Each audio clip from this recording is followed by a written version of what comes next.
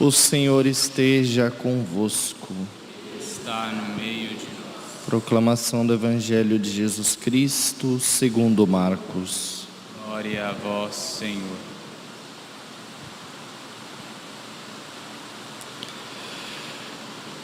Naquele tempo, os discípulos tinham se esquecido de levar pães. Tinham consigo na barca apenas um pão. Então Jesus os advertiu: prestai atenção e tomai cuidado com o fermento dos fariseus e com o fermento de Herodes. Os discípulos diziam entre si: é porque não temos pão. Mas Jesus percebeu e perguntou-lhes: por que discutis sobre a falta de pão? Ainda não entendeis nem compreendeis? Vós tendes o coração endurecido?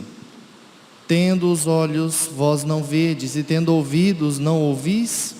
Não vos lembrais de quando reparti 5 pães para 5.000 pessoas? Quantos cestos vós recolheste cheios de pedaços? Eles responderam: 12. Jesus perguntou: e quando reparti 7 pães com 4.000 pessoas, quantos cestos vós recolheste cheios de pedaços? Eles responderam: 7. Jesus disse: e vós ainda não compreendeis? Palavra da salvação. Glória a vós, Senhor.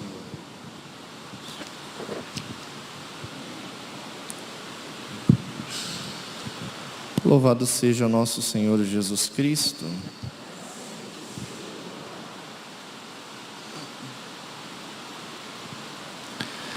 Os caros irmãos e irmãs, então estamos celebrando esta memória da Sagrada Face. Essa memória instituída em 1958 pelo Papa Pio XII, então já não consta no calendário atual, mas mesmo assim é possível de ser celebrado. E um dos objetivos dessa celebração é em reparação dos pecados cometidos no Carnaval. Então não é necessário esperar a quarta-feira de cinzas já para pedir em reparação, fazer penitência e rezar em reparação a tantos pecados que são cometidos. Se antigamente, quando a gente olha na vida dos santos, né? Então, desde Santa Brígida até diversos santos, Nosso Senhor já sofre, principalmente no período do Carnaval, que dirá hoje, né? Então, que os pecados ainda são mais escandalosos. Então, a Sagrada Face de Nosso Senhor Jesus Cristo, nós vemos a face de Deus humanado, de Deus que se fez homem, esse mesmo Deus que transfigurou ali na sua humanidade, mostrando ao mesmo tempo o fim último daquela humanidade, a glória do céu. Mas é a mesma face também que se desfigurou por causa dos nossos pecados. A face desfigurada, o homem das dores, habituado aos sofrimentos. Então, uma coisa é ser tentado. Então, a liturgia de hoje, né? Carta de São Tiago. Então, Deus não tenta ninguém. Cada qual é tentado por sua própria concupiscência que o arrasta e seduz. Em seguida, com a concupiscência, concebe o pecado e dá à luz. E o pecado, uma vez, gera a morte. Então, a tentação, todos nós somos sujeitos à tentação. A tentação não é ofensa a Deus. Ser tentado, isso não ofende a Deus. Mas agora, a partir do momento que o pecado entra no nosso coração, há o consentimento, aí já há uma ofensa. Então, principalmente com a ingratidão. E tantas graças recebidas de Deus, ainda somos capazes de negá-lo, como os apóstolos.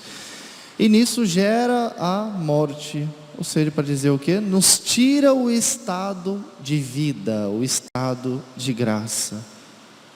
Então, tirar o estado de graça é esse gerar a morte em nosso coração. Então, o estado de graça nada mais é do que a natureza, então a graça santificante ali viva em nosso coração, em que tomamos parte do corpo místico de nosso Senhor Jesus Cristo, fazemos parte. Quando o diabo nos tenta, nós acolhemos a tentação. O corpo de Cristo é ferido, não só o corpo de Cristo aqui, entendendo também a igreja. Então o corpo de Cristo é ferido, e esse estado de amizade para com Deus é nos tirado. Por isso gera a morte, né? A morte espiritual.